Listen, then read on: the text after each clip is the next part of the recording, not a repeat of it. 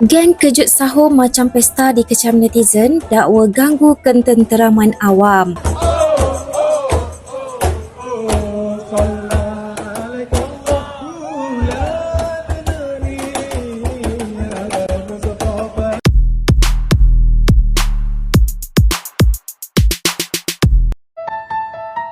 Itulah sebuah klip video berdurasi seminit 37 saat yang memperlihatkan sekumpulan individu kejut sahur beramai-ramai sambil diiringi paluan kompang serta didendangkan zikir menerusi pembesar suara.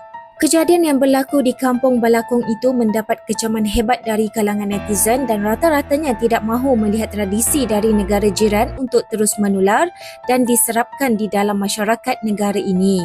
Dalam pada itu, sebahagian netizen berharap agar tindakan tegas akan diambil oleh pihak berkuasa dalam memastikan ketenteraman awam terjamin.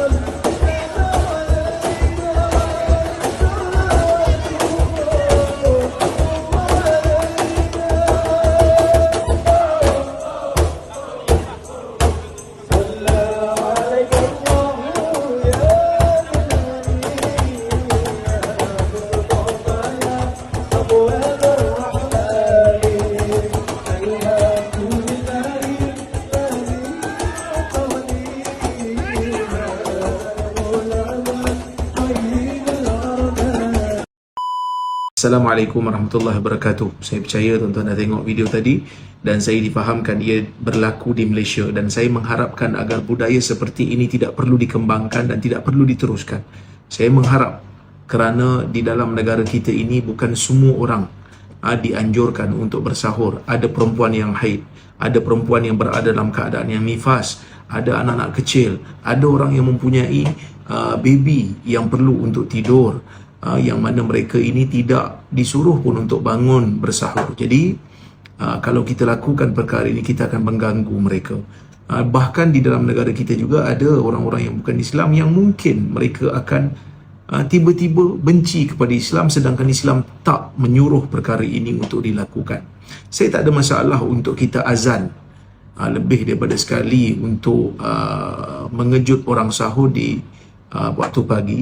Azan yang pertama sebelum subuh dan azan yang kedua itu berlaku pada waktu subuh. Tapi jangan dibudayakan budaya yang seperti ini kerana ia tidak disuruh oleh agama. Ibnu Jauzi antara orang yang pernah mengkritik perbuatan membaca Al-Quran di menara yang tinggi pada zaman silam kerana menurut beliau itu adalah mengganggu orang yang sedang tidur di waktu malam. Jadi saya mengharapkan agar kita semua bersatu hati untuk kita membantah perkara ini dan tidak perlu untuk dilakukan dan dikembangkan di Malaysia. Wallahu a'lam, moga-moga ada kebaikan. Aqulu qawli hadza wa astaghfirullahal azim li wa lakum. Assalamualaikum warahmatullahi wabarakatuh.